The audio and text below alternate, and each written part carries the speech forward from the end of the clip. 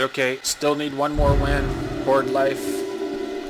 One more win so I can cap. And it's been 4 losses in a row now. So.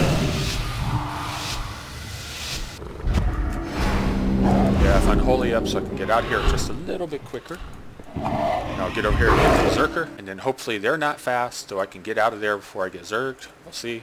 I might not. Might just get zerged down. That guy right there might be able to get me in combat before I can remount. Okay, they're going to come after me probably. We'll come back here. Oh, here's someone. One of them does come after me. All right, there's one coming. And what I do here is I go into Blood Presence. So, you know, in case they get like a clean opener on me here, that, you know, I can mitigate the damage. So, because I'm not even sure what class this is yet. Oh, here's someone. Okay, it's a warrior. And I'm going to go ahead and root them before they get their charge off. They maybe don't have long charge up in the talent to have the longer charge, or I should say glyph, to have the longer charge. But for whatever reason, they allow me to root them before they charge me. They should probably get that off at the same time, or maybe before me. And when you look up at the health of this warrior, you see 350k health. So they are not well geared. And actually, let's go and take a look at their armory. Okay, so you can see from the warrior's health that they were not well geared. And you can see they still have some green pieces here. They even have some PvE pieces. So they are in the process of gearing up. And it's obvious why that is. It's because this is an alt. Right, only 1,700 honor kills there. This is not their main. They've done some arena so far this season. Not many games, but a really nice win percentage, right? 8-4, which is pretty good considering that their gear is crap, you know, relatively speaking. And if we look at achievements, 100,000 honor kills. So again, definitely an alt. The person, you know, is experienced, has a lot of honor kills. And in arena, 2,400 rated 3s, duelist. So an experienced PvPer, but in gear that they're building up still. So they're undergeared, right, at this point in time. And you're going to see that that means a lot more than whatever PvP experience they have. Their gear disparity is going to be a much larger factor in how this fight is going to work out than their skill. And also keep in mind here that this is an arms warrior coming after a frost DK, and I have the berserker buff. So all the cards are stacked in my favor, and this is not about who wins or loses this fight. The only thing I want to get across here, the point I'm trying to get across, is that gear matters, and it matters a lot.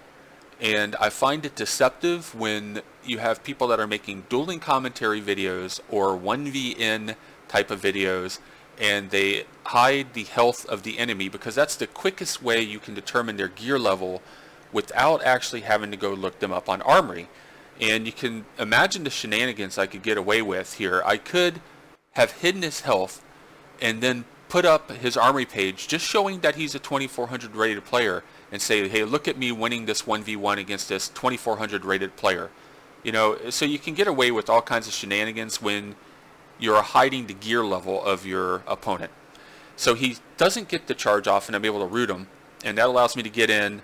I switch to Frost to start damaging him. He stuns me. I break it with Desecrated Ground, and then he hits die by the sword. So what I'm going to do now is I'm going to root him and start to 5-8 kite him. I don't see a lot of people doing 5-8 kiting anymore. It's maintaining a range where he can't hit me, but he also can't charge me. And I'm also trying to kind of stay in my Desecrated Ground field, and just in case he tries to fear me. All right, so there you see I come back in. It drops, and I come back in. And since he's used die by the sword, and he also used Enraged Regeneration, which I thought was a mistake. You can use it early. It's good to use it early in a fight, because then maybe if the fight goes long enough, you can use it again at the end. But he used it so early that I think he got a lot of overhealing from it. And you see here a priest has come in, but I've decided that I'm just going to stay on this warrior and try to power through any healing. If I go over there and get on the priest, well, the warrior's going to start peeling for the priest, and I'm not going to have a chance of killing either one. My best chance of getting a kill here is just to try to power through this warrior, because I've already popped my offensives, and he doesn't have good gear. So I might just be able to power through the healing and kill him anyway. And you're going to see he's going to take some huge hits here. There's going to be a, right there, a 62k main hand frost strike crit, and he fears me, and I get another big frost strike crit. That's just main hand damage only. You have to throw in the offhand, right, for the total damage there. He fears me, but I have Will of the Forsaken. I can break it. So he couldn't stop that offensive burst. You know, Die by the Sword was the only way he could really stop it. So I waited until he used it. And then I popped it after he used it, right? So he couldn't stop that. He hits Spell Reflect. So what he would like me to do is he'd like me to chains him. So then it would root me in place. And he can heroic leap and run away and laugh at me as he does. He's running away. He doesn't realize he has a priest healing him yet, but he will. But he's trying to run away. But of course I don't chains him. Instead I grip him, and of course the grip pulls me towards him, and it pulls me where I'm in range of his heroic leap, where I can root him again and close the gap. So the priestess put Guardian Spirit on him. It's going to be really hard to kill this guy. You see, I get him really close. There he's close. He gets healed there again. I mean, it's a 71k crit on the main hand. So that's over 100k, you know, when you add into offhand.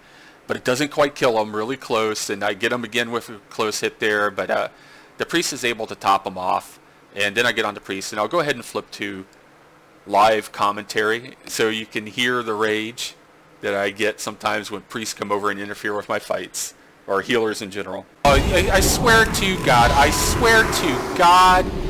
why is this healer here? Why are they here? Why are they here? Why are they here? Why? I mean, just why are all these people here?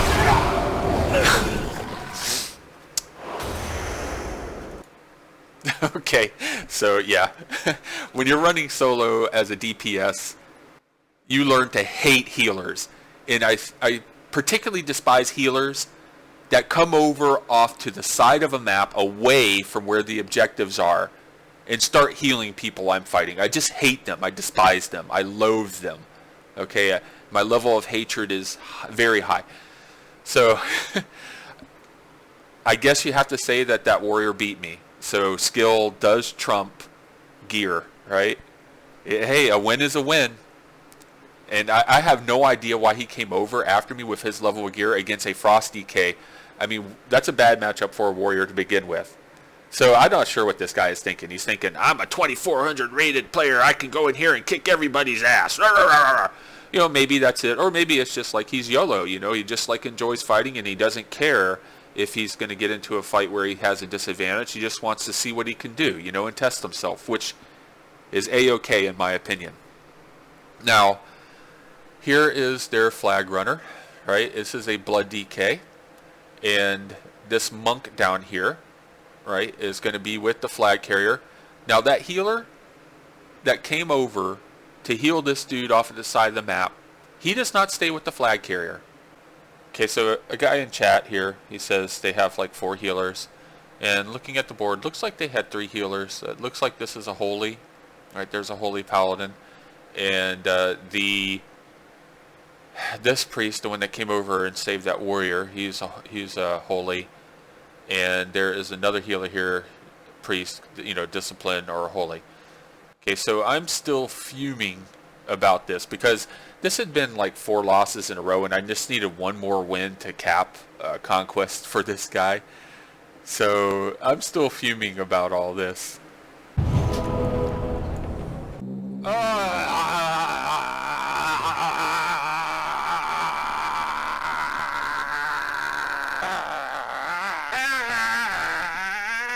I'm gonna go for a fucking return. But if they got 4 healers, well, they're probably all gonna be in there with the guy, and I'll have to like kill a guy with like 4 people healing him, but I'll give it a shot. I'll give it the old college try. Oh wait, what the hell? Okay, so yeah. This is a blood DK. And this is a geared blood DK. And there's gonna be a geared windwalker monk come and try to help him. But you notice what he doesn't have with him? Any healers. The Alliance team has 3 healers, and not a single one of them stayed with the flag carrier.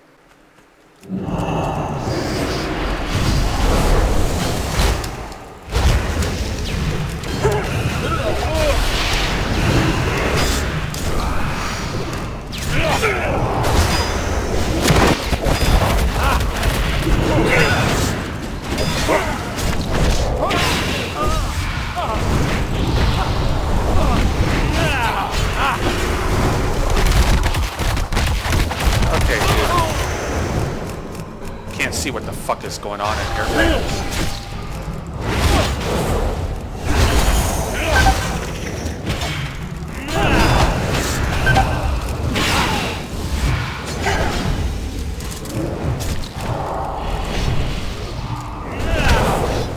Hey, can you see what's going on? Because I can't. Hopefully he doesn't put karma up and I won't be able to see it.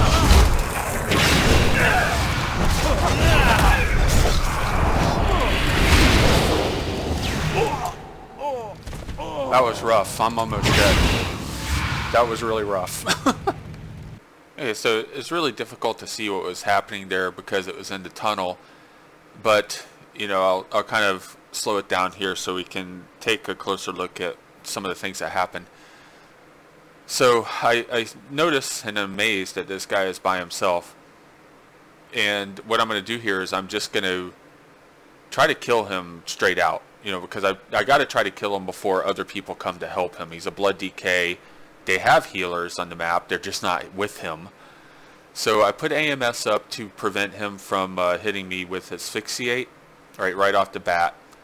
And I am going to use all of my offensive CDs. Alright, so it's going to be Strength Potion, Rapid Adaptation to Trinket, and Pillar of Frost.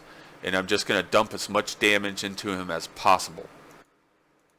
Right, and this is a geared blood DK. So you see I silenced him there. So he can't use his defensives. And I'm going to get some nice frost strikes here shortly. Right there's a 66k main hand crit. So with the offhand we're talking over 100k damage there. And I have Freezing Fog proc, which is when I use it, it's going to increase damage a bit as well. Alright, so there's a 62k hit. Frost Strike. So you can see his health has dropped a lot. He used Asphyxiate on me there. I broke it pretty much immediately with Desecrated Ground. This is the really nice thing about DK and Desecrated Ground, is that you can protect your burst. Right, that's the biggest thing about it. It's unstoppable damage, right? If they stay with you, if they stay toe to toe, it's unstoppable damage. So I am just tearing him up here. There's 45k crit, and his health is getting low. And I get right there a Soul Reaper on him, and the monk comes in. Now this monk is also geared, right? They both have equivalent level gear that I do. I still had the Desecrated Ground up, but I'm thinking it's going to wear out shortly, and I'm kind of concerned because this guy is low health, you know, and the flag drops. The monk has multiple ways of stunning me to keep me from returning, because you cannot return a flag if you're stunned or CC'd. So I'm going to go ahead and pop my IBF here. Alright, so I'm going to string my CC immunity because I'm thinking the flag's going to drop soon. And the Soul Reaper here, you see it's getting ready to tick. He's getting some parries. He's got his absorb up there. He's very close to dead. The Soul Reaper is right there. It's ticking, and I'm getting ready. So I popped IBF. I cannot be CC'd to return it. There's a 34k crit, but oh no. This DK has Nubatory, I mean Purgatory. So that's going to keep him from dying for a bit. But I still have IBF up. The monk is not going to be able to CC me to keep me from getting this. And I actually still had Desecrated Ground up, so I kind of overlapped there. I underestimated the length of time that Desecrated Ground was going to last, but I wanted to be safe and sure. And the flag drops, and I am able to get the return there before the monk is able to.